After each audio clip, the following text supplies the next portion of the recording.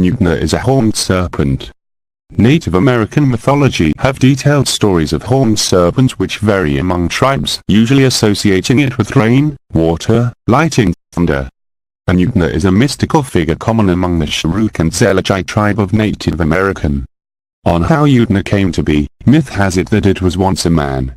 Long ago, the sun became angry on the people of the earth, because each they never looked straight up without squeezing their faces, unlike the moon. The sun, in hatred for the humans, sent down its massive rays like sickness so that the people died by heat. The little men made medicines that could change a man into a serpent as the people requested in order to defeat the sun. The first serpentine monsters were the spreading adder and the copperhead to bite the sun when she came to visit her daughter who lived in the middle of the sky, but they were, and the sun continued meting out her punishment. The little men, on the request of the people, made medicine that changed men to another set of monsters. These were the Uktena and the rattlesnake. They laid in wait at the door for the sun when she will come to visit her daughter. However, the rattlesnake, being quicker, bit the old sun's daughter when she opened the door. The rattlesnake left to report back to the people, abandoning the Uktena and their primary mission, which was to kill the sun as the little men have instructed them to do. Uktena left too in anger. The Uktena grew angry all the time and very dangerous, so that if he even looked at a man, that man's family would die. The people were of him and had him taken up to Ulûñsû'tî, to stay with the other dangerous things in the deep pools and the lonely mountains. Uktena is described as a great snake, large around as a tree trunk, with horns on its head, and a bright blazing crest like a diamond on its forehead, and scales of bioluminescence, glowing like sparks of fire. It has rings or spots of color along its whole length, and cannot be wounded except by shooting in the seventh spot from the head, because under this spot are its heart and its life. The blazing diamond is called Ulûñsû'tî, which is thought to be transparent, and he who can win it may become the greatest wonder worker of the tribe.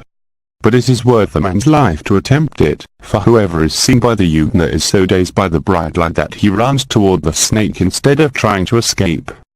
The breath of the Uktena is so pestilential that no living creature can survive should they inhale the tiniest bit of the foul air expelled by the Uktena. Even to see the Uktena asleep is death, not to the hunter himself, but to his family.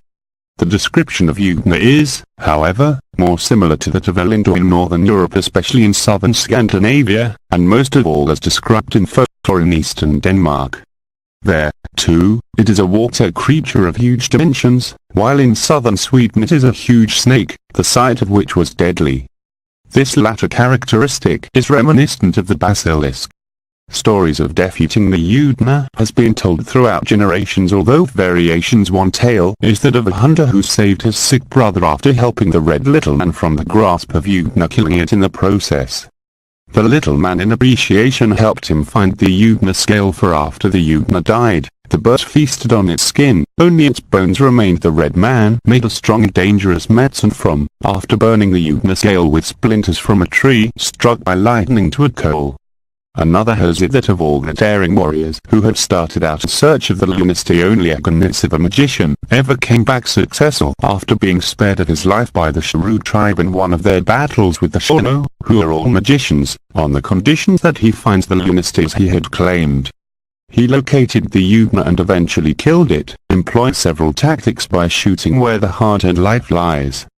The monster charged at him, sputtering blood which didn't pass through the circle of fire the magician had made before confronting the beast. The magician was unharmed except for the small drop that had touched him as he lay close to ground, as the Uktena blood was said to be poison. Its blood poured in a slope of a dark stream which ran down the trench the magician had earlier dug. The Uktena remains were wet up by birds, even its bones, by the seventh day, except for the diamond crest. The East Shrew claimed to still keep the one which he brought. It is like a large transparent crystal, nearly the shape of a cartridge bullet, with a blood-red streak running through the center from top to bottom. The owner keeps it wrapped in a whole deer skin, inside an earthen jar, hidden away in a secret cave in the mountains. Every 7 days he feeds it with the blood of small game, rubbing the blood all over the crystal as soon as the animal has been killed. Twice a year it must have the blood of a deer or some other large animal. Should he forget to feed it at the proper time, it would come out from its cave at night in the shape of fire and fly through the air to slake its thirst with the lifeblood of the conjurer or some one of his people. He may save himself from this danger by telling it, when he puts it away, that he will not need it again for a long time. It will then go quietly to sleep and feel no hunger until it is again brought out to be consulted. Then it must be fed again with blood before the four is used. No white man must ever see it, and no person but the owner will venture near for fear of sudden death. Even the conjurer who keeps it is afraid of it, and changes its hiding place every once in a while so that it cannot learn a way out. When he dies it will be buried with him. Otherwise it will come out of its cave, like a blazing star, to search for his grave, night after night for 7 years, when, if still not able to find him, it will go back to sleep forever where he has placed it. Whoever owns the Ulûñsû'tî is sure success in hunting, love, rainmaking, and every other business, but its great use is in life prophecy.